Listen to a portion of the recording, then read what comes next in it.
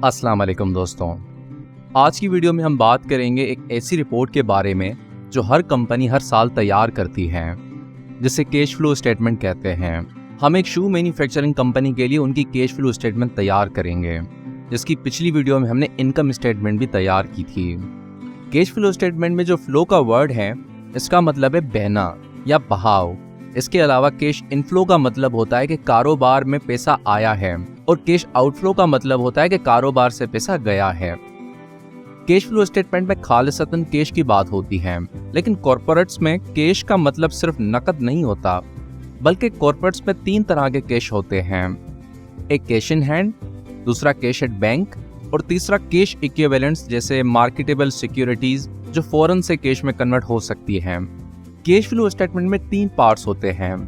एक cash flow from operating activities, दूसरा cash flow from investing activities, और तीसरा cash flow from financing activities. Cash flow statement में जो पैसा कंपनी के अंदर आता है उसे पॉजिटिव नंबर में शो किया जाता है, और जो पैसा कंपनी से बाहर जाता है उसे नेगेटिव नंबर में शो किया जाता है। कैश फ्लो स्टेटमेंट की मदद से आपको ये आसानी से पता चल जाता है कि जो कैश कंपनी के अंदर आया है वो कौन सी एक्टिविटी की वजह से आया है, और जो कैश कंपनी से ज्यादा बाहर गया है वो कौन सी एक्टिविटी से गया है।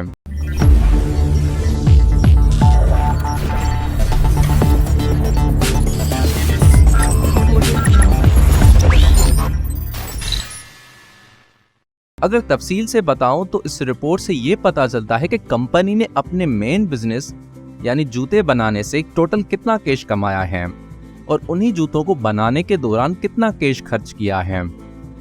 इसके साथ साथ ये भी पता चलता है कि कंपनी ने कितना कैश अपने जूते बनाने वाले कारोबार से हटकर इन्वेस्टमेंट से हासिल किया है, और कितना कैश इस साल नई इन्वेस्टमेंट्स में खर्च किया है। इसके अलावा सबसे इम्पोर्टेंट चीज जो कैश फ्लो में देखी जाती है वो है कि कितना कैश कंपनी ने फाइनेंसिंग जैसे लोन के जरिए हासिल किया है, और कितना कैश फाइनेंसिंग की मद में खर्च भी किया है, जैसे लोन रिपेमेंट की किस्तों में। देखो दोस्तों, कैश फ्लो स्टेटमेंट तैयार करने के लिए 2 तरीकों का इस्तेमाल किया जाता है। पहला तरीका बहुत ही आसान होता है, जिसे डायरेक्ट मेथड कहते हैं, और दूसरा तरीका थोड़ा सा ट्रिकी होता है, जिसे इनडायरेक्ट मेथड कहते हैं। इन दोनों तरीकों में financing and investing activities same होती हैं, लेकिन जो फर्क आता है वो ऑपरेटिंग एक्टिविटीज में आता है। इस वीडियो में हम डायरेक्ट मेथड से कैश फ्लो स्टेटमेंट बनाएंगे, और अगली वीडियो में हम इंशाल्लाह इनडायरेक्ट मेथड के बारे में भी बात करेंगे। अब देखते हैं कि हम कैसे शू मैन्युफैक्चरिंग कंपनी के लिए डायरेक्ट मेथड का इस्तेमाल करके कैश फ्लो स्टेटमेंट तैयार कर सकते हैं। सबसे पहले शू मैन्युफैक्चरिंग कंपनी के अकाउंट्स के ऊपर नजर डालते हैं। कंपनी का data for the month of December 31, 2022 आपको ऑलरेडी मिला हुआ होगा। जैसे कंपनी ने इस फाइनेंशियल ईयर में 20 लाख के शूज सेल किए हैं, जिनको कैश कलेक्टेड फ्रॉम कस्टमर्स के हेड के अंडर रखा गया है। इन शूज को प्रोड्यूस करने में 12 लाख रुपए खर्च हुआ है, जिनको कैश पेड फॉर इन्वेंट्री के अंडर रखा गया है। इसके अलावा कंपनी को अपने कारोबार को चलाने के लिए 3 लाख तक ऑपरेटिंग एक्सपेंसेस हुए हैं। कंपनी ने 3 लाख रुपए टैक्स की मद में भी गवर्नमेंट को दिए हैं। इसके अलावा कंपनी ने अपनी ग्रोथ के लिए 10 लाख रुपए की कोई प्रॉपर्टी परचेज की है। कंपनी ने अपना कोई इक्विपमेंट सेल किया है जिसकी वैल्यू 1 लाख रुपए है। कंपनी ने इस साल 3 लाख रुपए में एक कंपनी को एक्वायर किया है। कंपनी ने किसी और कंपनी में अपना हिस्सा बेचकर 2 लाख रुपए हासिल किए हैं। इस फाइनेंशियल ईयर में कंपनी ने 5 लाख रुपए का बैंक लोन भी लिया है। इसके बाद proceeds from issuance of share account आता है। इसका मतलब कंपनी ने 2 लाख रुपए अपने शेयर्स बेच के हासिल किए हैं, और आखिर में 1 लाख रुपए डिविडेंड की मद में शेयर होल्डर्स को दिए गए हैं। अब हम इस डेटा की मदद से कैश फ्लो स्टेटमेंट तैयार करेंगे। कैश फ्लो स्टेटमेंट में हम इन सारे अकाउंट्स को 3 कैटेगरीज में क्लासिफाई करेंगे, यानी जो अकाउंट ऑपरेटिंग एक्टिविटी से रिलेटेड होगा उसे ऑपरेटिंग एक्टिविटी में रखेंगे, और जो अकाउंट इन्वेस्टिंग एक्टिविटी से रिलेटेड होगा उसे इन्वेस्टिंग एक्टिविटी में रखेंगे, और जो अकाउंट फाइनेंसिंग एक्टिविटी का होगा उसे फाइनेंसिंग एक्टिविटी के अंडर क्लासिफाई करेंगे। सबसे पहले हम ऑपरेटिंग एक्टिविटीज की तरफ देखेंगे और डायरेक्ट मेथड का इस्तेमाल करेंगे। इस मेथड में हम एक्चुअल कैश ट्रांजैक्शन को रिकॉर्ड करते हैं। ऑपरेटिंग एक्टिविटीज में हमें कस्टमर से कैश रिसीव हुआ है, यानी कैश इनफ्लो हुआ है, तो इसे ऐड करना होगा। इन्वेंट्री परचेज के लिए कैश दिया गया है, यानी कैश आउटफ्लो हुआ है, तो इसे माइनस करना होगा।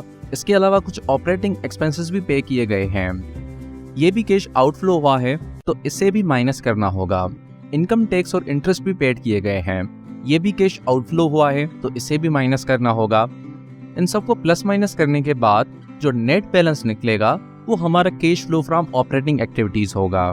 सारी काटाकुटी करने के बाद हमारे पास 1 लाख रुपए cash flow from operating activities निकल के आता है। यानी इज्तमाई तौर पर अगर बात करें तो कंपनी के पास 1 लाख रुपए टोटल बाहर से आया है। अब हम इन्वेस्टिंग एक्टिविटीज की तरफ देखते हैं। इन्वेस्टिंग एक्टिविटीज कारोबार में इस्तेमाल होने वाले असासे और कंपनी में दूसरी इन्वेस्टमेंट जैसे प्रॉपर्टी, प्लांट एंड इक्विपमेंट की खरीद व फरोख्त को जाहिर करती है। इन्वेस्टिंग एक्टिविटीज के under purchase of property, plant and equipment आता है। परचेज का मतलब कैश फ्लो आउट हुआ होगा तो इसी वजह से इसे माइनस करना होगा।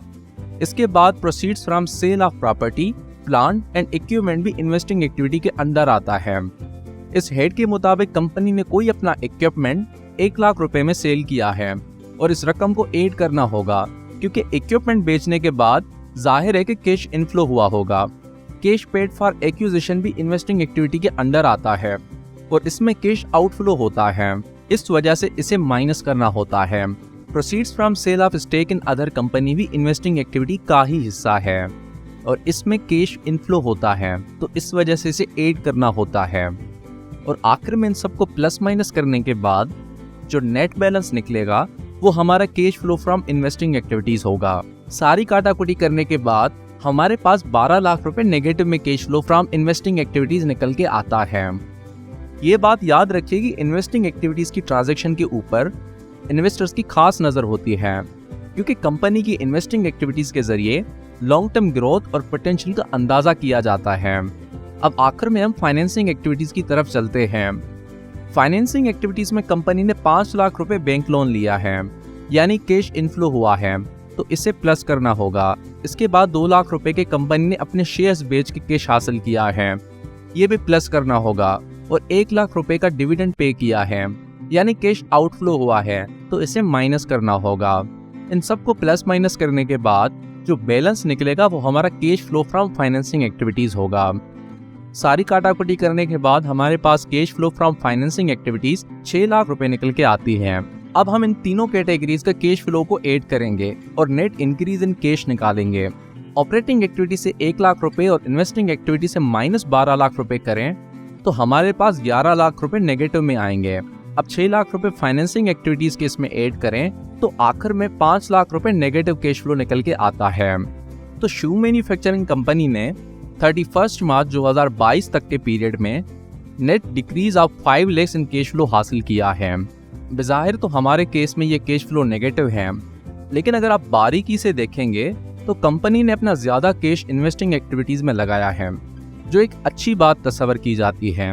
लेकिन कंपनी ने अपने मेन बिजनेस से सिर्फ 1 लाख रुपए ही जनरेट किए हैं। ये बात कंपनी की मैनेजमेंट के लिए थोड़ी सी क्वेश्चनेबल हो सकती है। शू मैन्युफैक्चरिंग कंपनी की ओवरऑल कैश पोजीशन का अंदाजा लगाने के लिए हमें ओपनिंग और क्लोजिंग कैश बैलेंसेस का हिसाब लेने की जरूरत होती है। चलिए ये मान लें कि 2021 में ओपनिंग कैश बैलेंस 8 लाख रुपए रहा था और इस साल net decrease in cash 5 lakh रुपए रहा है। इसलिए क्लोजिंग कैश बैलेंस निकालने के लिए ओपनिंग कैश बैलेंस में से नेट इंक्रीज और डिक्रीज इन कैश को ऐड और लेस करना होता है। ओपनिंग कैश बैलेंस 8 लाख रुपए से अगर इस साल के net decrease in cash 5 lakh रुपए माइनस करें तो क्लोजिंग कैश बैलेंस 3 लाख रुपए निकल के आता है।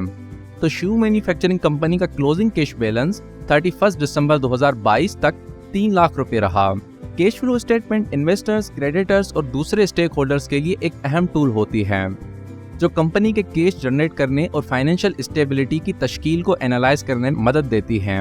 ये उन्हें कंपनी के कर्जे को अदा करने, ग्रोथ अपॉर्चुनिटीज में इन्वेस्ट करने और डिविडेंड डिस्ट्रीब्यूट करने की सलाहियत का अंदाजा देने में मदद करती है। तो ये था हमारा आज का वीडियो जिसमें हमने डायरेक्ट मेथड का इस्तेमाल करके कैश फ्लो स्टेटमेंट तैयार की। मिलते हैं अगली वीडियो में जिसमें हम इनडायरेक्ट मेथड से इसी कंपनी की कैश फ्लो स्टेटमेंट तैयार करेंगे।